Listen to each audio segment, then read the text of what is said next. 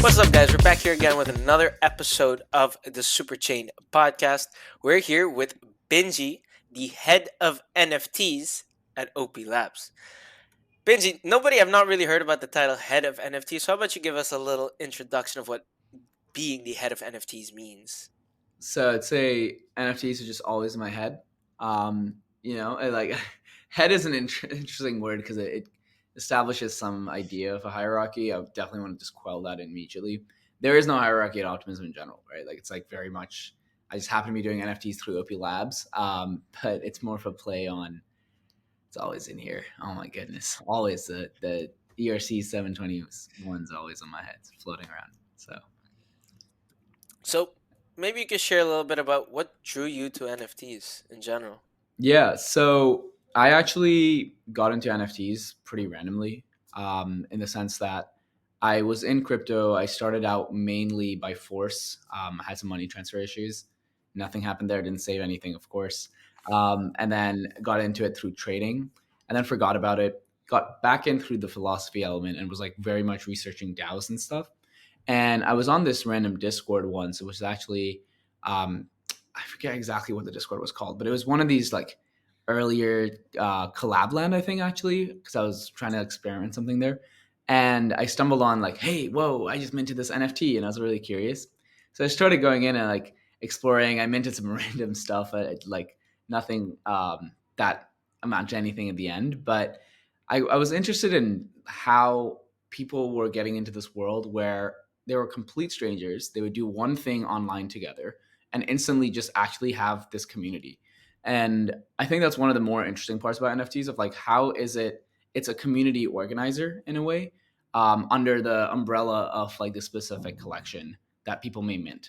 So that was like my initial like NFT side. And then I started getting really into it. I got a lot into things like the Bored Apes, things like the cryptodes and the likes. And I was like getting into those communities, attending all these spaces on Twitter. It was really fun. Like I was just meeting so many interesting people online for the first time, which is really like different to me.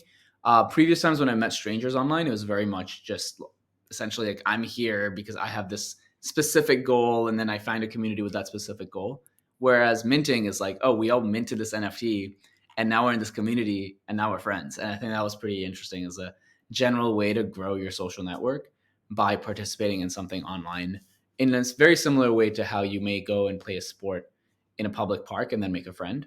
I think this is almost a digital version of that. So that was my general start. And then after some time, I've started thinking a lot about exactly what are NFTs, like beyond just the thing that you mint. And I'm going more and more into the realm of thinking about them as attribution vehicles. And what does an attribution vehicle mean in the digital space as the world gets more digital, right? How do you make sure that you can prove that you are who you are? How do you make sure you can like identify yourself in various different ways? Like when I walk outside, the clothes I wear, that's a part of me. When I eat at a certain cafe, that's also a part of me, right? Like how do I tell that story in a digital sense? I think NFTs and just general attribution levers that it opens up to can allow us to almost show ourselves in the same way and show what we believe in the same way as in real life, in the metaverse, as we do in real life. And that's a bit more out there, but happy to dive into like the thesis as a whole. Yeah, so I actually want to jump right into just a little bit more about NFTs. They've been battered and hammered in the last couple of months. There's been a slight pickup in them. What do you think needs to change within these communities or just in general these projects so that they can reach your vision and your thesis? Yeah. So I think there's a interesting parallel, and this is, by the way, like very subjective opinion in mine. Um, I think when you look at NFTs that may be having a harder time, it's largely NFTs that have a central figure, right? It's like there is a founder that you're reliant on to get utility from. It gets tough for that situation because it's like there's only so much you can do. There's only so much utility you can provide. You're getting all this criticism. People are like expecting things of you, and it kind of hurts a little bit, right? And I think in crypto in general, we see that where if there's ever a main character, it's always like doesn't always end up good, right? Like Satoshi is Satoshi or whoever they are for a reason. I think they preemptively saw that being a main character hurts a lot. Um, Funny enough, At the time of recording, we just lost another main character. We just lost CZ from Mhm. Binance. So that's really funny that you bring that up. Yeah, damn four. Like basically, it's one of those things I think where how can we actually harness the community element more and get out of like the central reliance on a certain individual, or if that certain individual is like fully end-to-end an artist, like stuff like what Beeple's doing, stuff like what Rafiq's doing, there is an underlying sense that when you collect their work, you're not collecting a utility piece that will like give you more XYZ funds afterwards. You're more so collecting their work because you appreciate their art. And I think like that part of NFTs have actually been doing really well despite like the bear market, quote unquote. Like if you look at Rafiq, he's in the MoMA. If you look at Beeple, he's being collected from folks all around. There's auctions going on in Christie, Sotheby's, this traditional world art collectors who are buying this stuff, who are like really becoming fans of his. And I think that's fascinating to see. And that's a whole world. And like shout out One of One Fund and the Rafiq team and the Beeple team, et cetera, to like who really push that forward. When it comes to like the other side of like more community based PFPs, PFP like things, I think it is that founder issue that we face sometimes, where like there's too much pressure on one central team, and there's not enough of focus on enabling the community to kind of create their own utility. And I believe there's some level of an intersection there, which could help like boost NFTs at large. And one way in which we can do that is actually by having more end-to-end attribution on chain for these NFTs. So what I mean by that is right now the majority of NFTs have two issues, I think.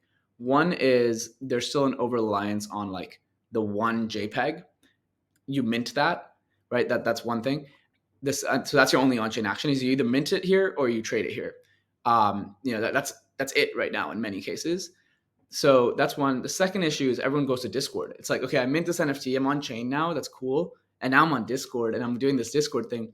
I think things like Farcaster, things like EAS, like on chain games, the likes of those, and actually weaving those into the entire experience and bringing the entire experience of not just minting on chain, but actually using your NFT to access things on chain, actually like using your NFT to post things on chain, and identify yourself like as that NFT itself on chain. EIP 6551 is pretty interesting there, where your wallet is an NFT.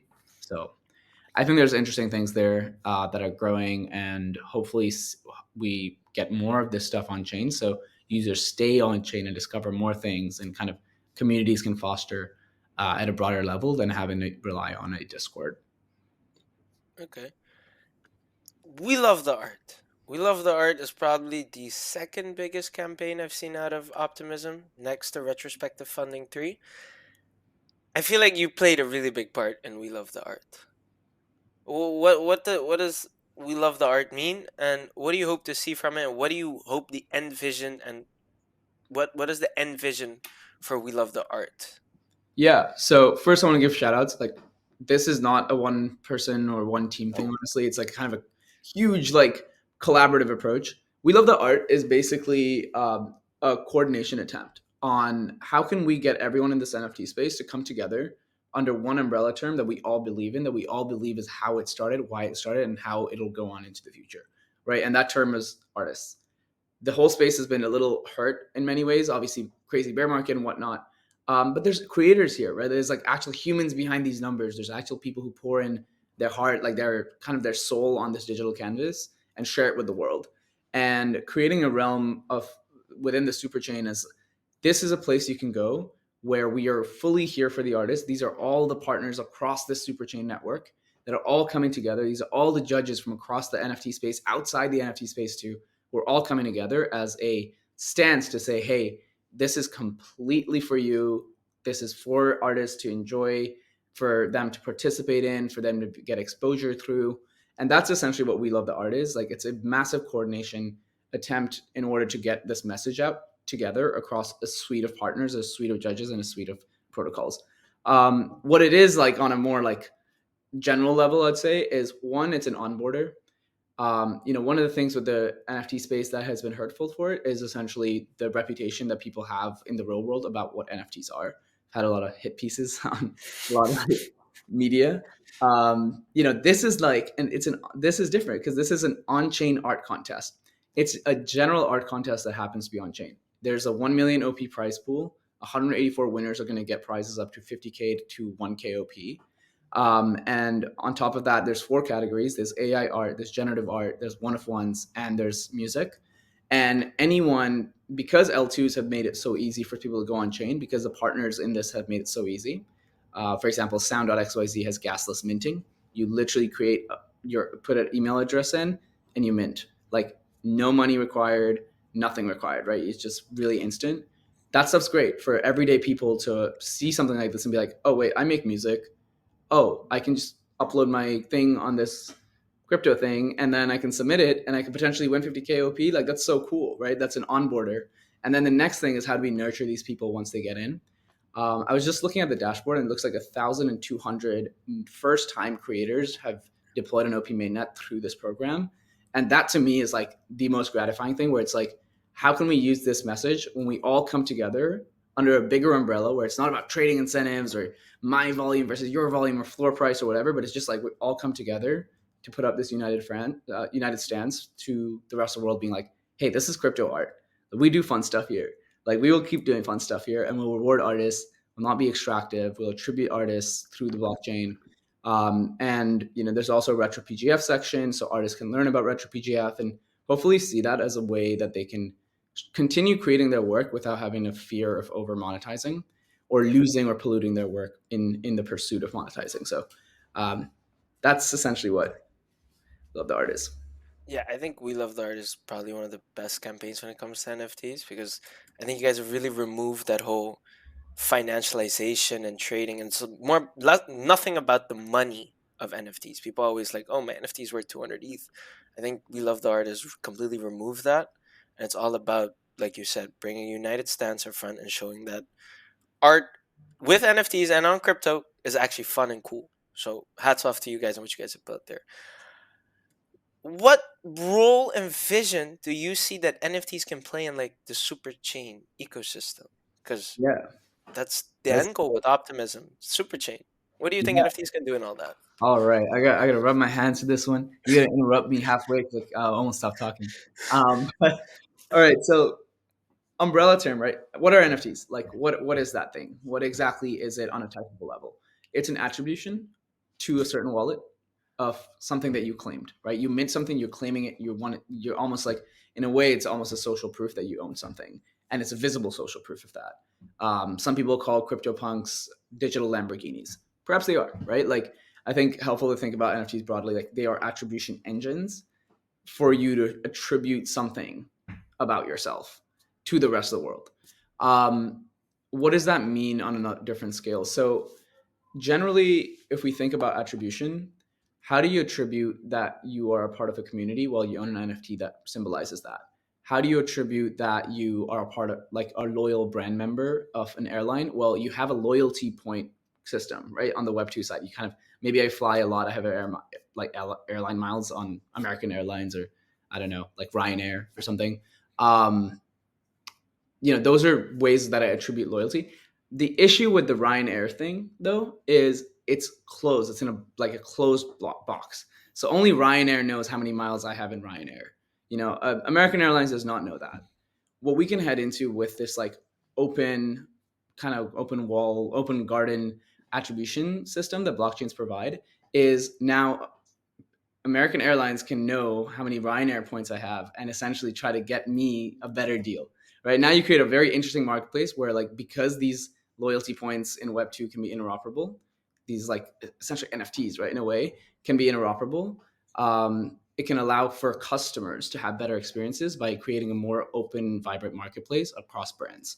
So that's like a brand thing on attribution. Further down the line as well, like NFTs attribution, brand loyalty points attribution. What else is attribution? Proving that you're a human on the internet. There's going to be a lot more bots on the internet. We know this. I can pay $8 a month to Twitter. It's gone up. I think it's more expensive right now. It's even more expensive, true. It's not going to fix it. I'm still getting bots. I'm still getting like airdrop here, like all that stuff. It's not stopping. Like, this is going to be a growing problem. Deepfakes are going to be a growing problem. How do you attribute that something's actually an unedited picture or an unedited video? how do you prove it in a way like we can choose one way where it's like, okay, we just assume that someone who posts it on their Twitter profile is like legitimate, and they're like, okay, great. But that's happening in a closed box again, similar to the loyalty points. It's like I only know what Ryanair tells me, right? You do that on a blockchain, you attest to things. You actually like make every single publication an NFT. You make every post an NFT. You something along that lines or an attestation. Then you can actually attribute, okay, this is legitimate content.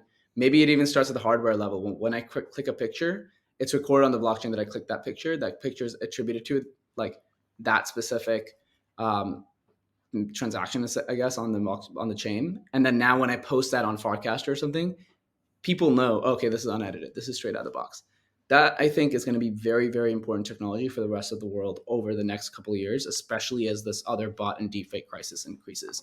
So I see that as like being one of the more interesting things to work on generally in the space, where it's like, how can we build not just these tools that we built so far, not just double down on what we have today, but actually build an internet for tomorrow that is prepared for the impending kind of nature where attribution gets worn away as a result of things like bots and deepfakes. So I think we can actually create a really beautiful kind of garden for people digitally if we do it right.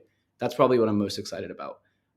The other side of this, of course, for artists is how do we make sure that artists get like end-to-end promotion around the world, right? I think this is still very much slept on, where people say, "Oh, there's a bear market. Like NFTs are not popping right now." But the fundamental truth is, like, I'm from Nepal, right? So like the fundamental truth is now, because of NFTs, someone from Nepal could put their work up and actually be able to gain value from their work from a global marketplace of buyers. I think that alone as a fact is strong enough for me to want to spend my entire life and trying to help this like prosper, right? And we shouldn't be quick to forget that, if volume is down, volume is a result of just like how much money like the top spenders are willing to put into something. It's like volume in terms of like money spent. But that's not always an indicative of how many people are actually directly benefiting from it, the humans that are actually getting exposure for their work. And I think that's a much better metric for us to look into. And I hope to be able to keep the space pushing that forward and getting a more global approach and enabling artists broadly. Okay. I think, as always, it's been wonderful having a great talk with you. This time we're focused on NFTs. Is there any final thoughts you'd want to see, or shout outs? Yeah. Anything? No, shout out you guys. Oh my goodness. You guys should mint this. Collect pods, by the way. Shout out. Collect Pods. We can collect a podcast and mint it. I think we're gonna be posting this one on Collect Pods, so mint it when you Let's get the go. chance. This is another episode of the Superchain podcast. Benji, thank you for your time. It's been real nice. Peace. Cheers, Josh. Thank you.